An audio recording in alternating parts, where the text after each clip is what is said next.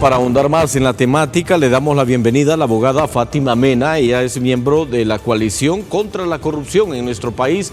Muy buen día, abogada Mena. Es un placer tenerla aquí en 24 Meridiano a través de la señal de LTV para que ahondemos un poquito más en estos actos pues, constantes de corrupción que se han mencionado pues, en los últimos años o en la última década con mayor auge. Y uno más se suma a esta investigación que ha hecho el Consejo Nacional Anticorrupción, donde por un lado el presidente de la República nos decía que esta era la panacea para poder competir en el tema de aeropuertos a nivel de Centroamérica, pero el Consejo Nacional Anticorrupción nos da a entender de que es otro pingüe negocio de algunos funcionarios o empresarios que se aprovechan de estos contratos leoninos que se dan en concesiones que no siguen pues los parámetros legales o que dice la ley de competencia en nuestro país. Muy buen día. Muy buen día, realmente un gusto poder estar con ustedes en este noticiero del Meridiano. De igual forma, creo que es sumamente importante que le estén dando la relevancia y la importancia a estos temas que trascienden semana tras semana de este cáncer que está matando al país, que es el cáncer de la corrupción. Nosotros no hay que ver esto como hechos aislados. Esto no está de ninguna manera diferenciado del caso de Invest Honduras por la compra de hospitales móviles de forma fraudulenta. Esto no está desvinculado para nada del saqueo del Instituto Hondureño de Seguridad Social. Esto no está vinculado con la puesta en libertad de los diferentes funcionarios y exfuncionarios en el caso Pandora. Esto no está ni siquiera aislado del hecho de que un grupo, una élite política económica corrupta a inicios del año, pues asesinaron la iniciativa de la MASI, un mecanismo internacional de combate a la impunidad y la corrupción.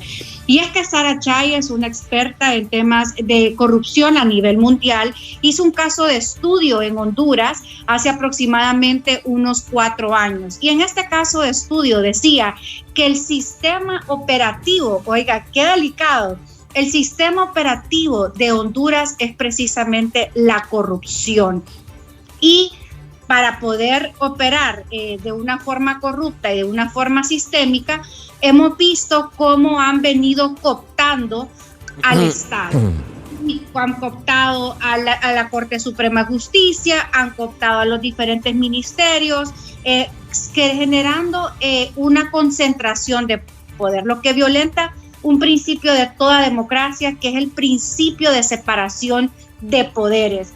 Al tener este poder, estos poderes como amplios, no que les da la ley, sino que les da el mismo poder que han venido generando, vemos cómo violentan la ley con impunidad, porque saben que la justicia está a sus pies, porque saben que el Ministerio Público no les va a tocar, porque saben que en la Corte la controlan, porque saben que se pueden inventar normas distintas a la que establece la administración pública. Y es que he escuchado anteriormente a algunos de sus entrevistados que venían diciendo cómo el actual gobierno en tema de compras y adquisiciones violentan sistemáticamente la ley de contratación del Estado.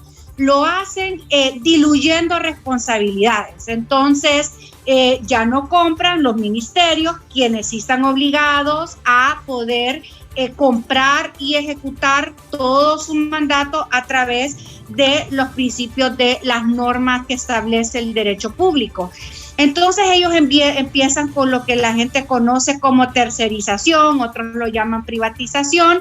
Entonces establecen las normas que se le deben aplicar al funcionario de carácter público y las jalan al ámbito privado, a donde ellos tienen, que no lo tienen, sino que esto es un invento que ellos han hecho, que tienen normativa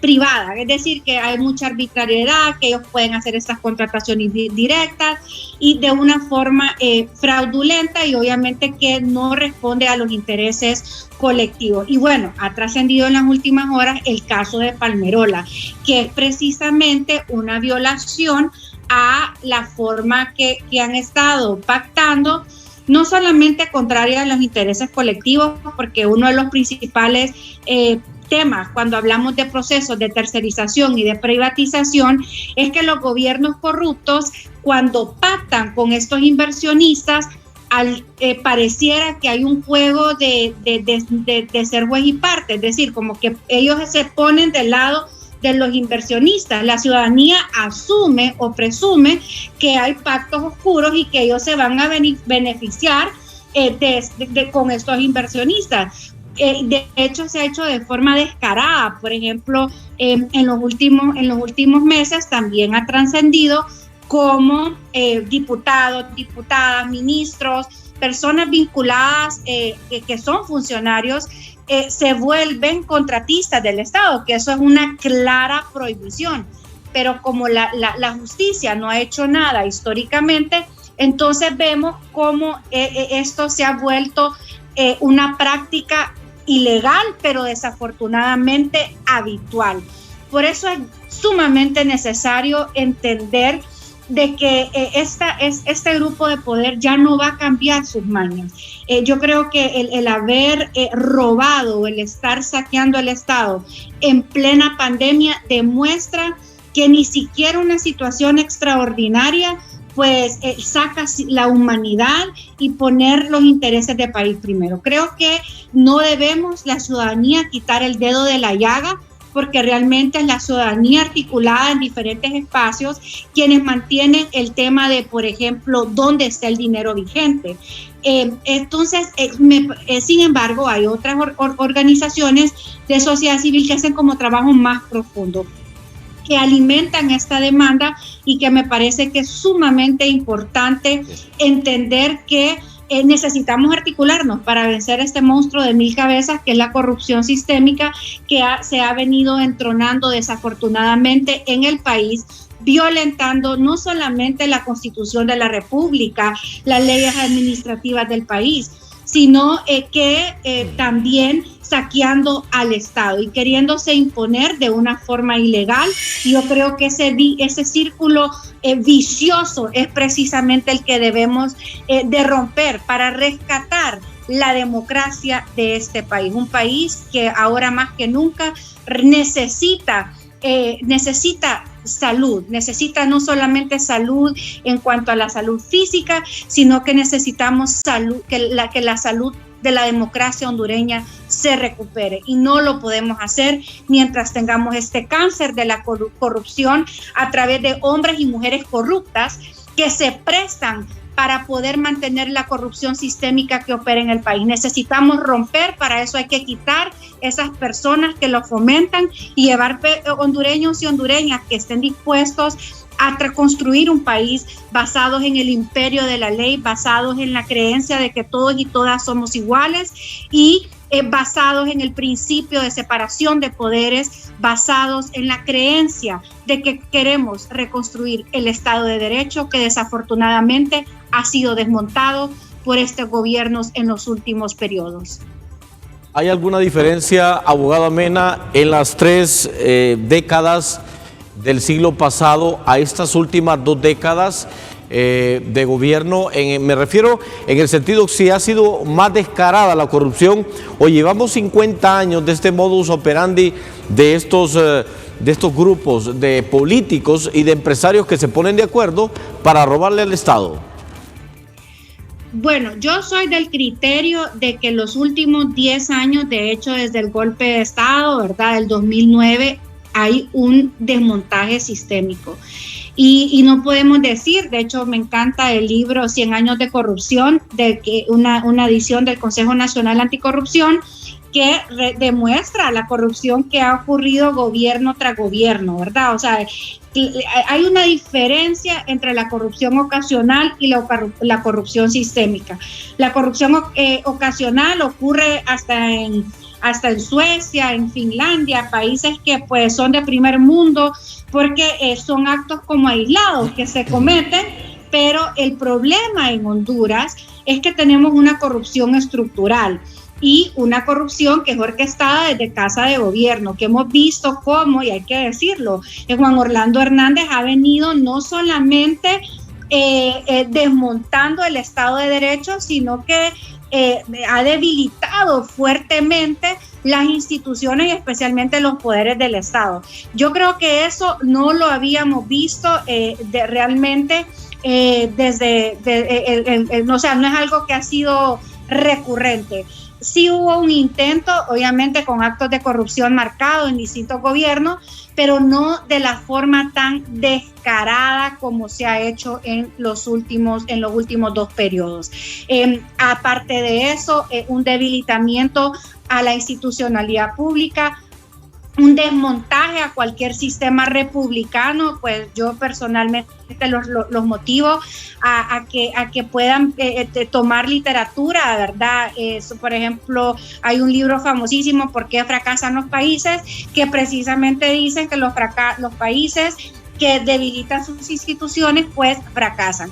Sin embargo, hay otra literatura que nosotros podemos ver que el modo operar del actual gobierno, especialmente del gobierno de Juan Orlando Hernández, es un régimen marcado por una forma de gobernar antidemocrática y muy dictatorial, muy típico de un dictador: la concentración de poder, el uso de la fuerza, debilitar salud y educación para fortalecer seguridad y defensa, un proceso reeleccionista. Entonces, en este contexto, nosotros podemos decir de que con Juan Orlando Hernández retrocedimos a la época de las dictaduras militares, porque precisamente todos estos actos rompió con el esquema que teníamos de alternancia en el poder. Y cuando se rompe a través de estos procesos reeleccionistas, a través de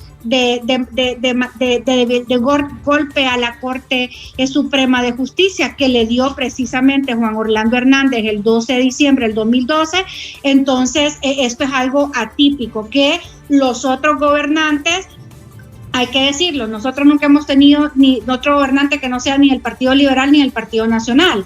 Y realmente el quien vino a imponer este régimen dictatorial, por lo menos en los últimos 20 años, ha sido el actual mandatario Juan Orlando Hernández, que en este momento se encuentra ejerciendo el poder de una forma legalmente ilegal, cuestionada, pero sobre todo, y lo podemos asegurar los que vivimos aquí en el país, ilegítima, porque no cuenta con el respaldo de la gente. Las consignas fuera Jo, donde está el dinero, se han internacionalizado, y eso demuestra pues y marca nuevamente la pauta de un retroceso tremendo que hemos tenido a nivel de deconstrucción de democracia y Estado de Derecho en el país. Abogada Mena, usted hablaba de la concentración de poder, y vea usted que a diferencia de los años 60, 70 o antes, que escuchábamos de dictaduras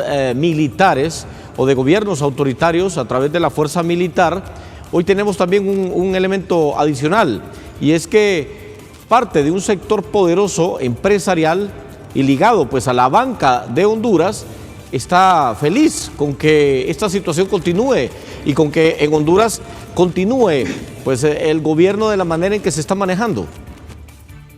Bueno, definitivamente hay que decir que para mí solo hay 2 cosas que sostienen al actual gobierno, y uno es el dinero con el que tienen comprados a los diferentes sectores que de una u otra manera dan el respaldo a Juan Orlando Hernández, y el segundo son las armas. Las Fuerzas Armadas que desafortunadamente no han jugado ese rol o ese papel que la misma Constitución de la República les establece, ¿verdad? Que es muy clara que ellos estaban para garantizar la alternancia en el poder, y ellos no han garantizado eso.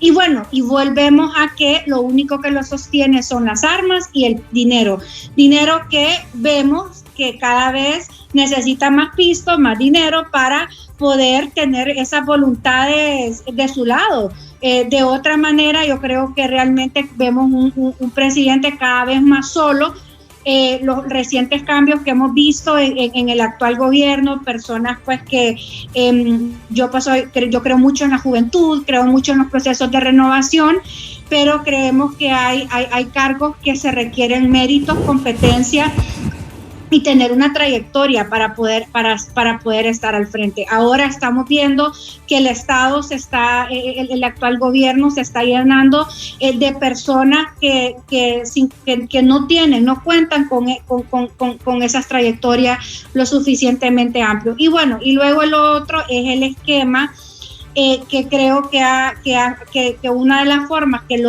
se logró concentrar mucho poder es a través de estos esquemas de privatización o de tercerización, a donde vemos que los fideicomisos han sido utilizados en el país como una herramienta para comprar y para construir acuerdos y consensos.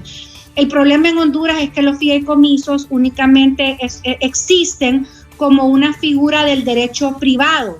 No existe una figura que establezca los fideicomisos públicos, como sí existe en otros países. Entonces, lo que sucede es que los fideicomisos se utilizan para evadir la ley de contratación del Estado. Y hemos visto que cuando se evade la ley de contratación del Estado, en un buen porcentaje, lo que se busca es ocultar estos acuerdos y negociaciones que existen para pues generar o corrupción o comprar voluntades o hacer algún tipo de acuerdo o consenso. Definitivamente falta transparencia, falta rendición de cuentas, falta la voluntad de querer realmente construir un Estado de Derecho basado en principios de equidad, de justicia, democracia, y yo creo que tarde o temprano por eso está pasando la factura y por eso la indignación de la ciudadanía y del pueblo hondureño es tan grande. Y la necesidad de pues que este gobierno realmente salga ya.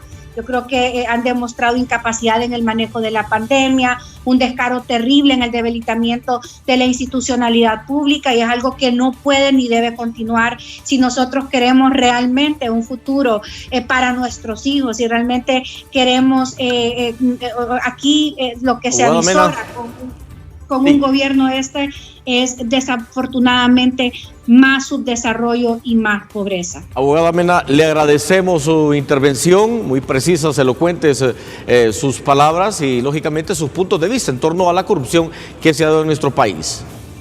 Muchísimas gracias, siempre un gusto, un saludo caluroso desde la ciudad de San Pedro Sula y bueno, mantener el dedo en la llaga. Yo creo que Honduras nos necesita y bueno, no quitemos el dedo de dónde está el dinero. Honduras lo exige. Es el tiempo que los hondureños y las hondureñas nos unamos a favor de una causa, que es la lucha contra la impunidad y la corrupción. Muchísimas gracias y que Dios les bendiga. Gracias, abogada.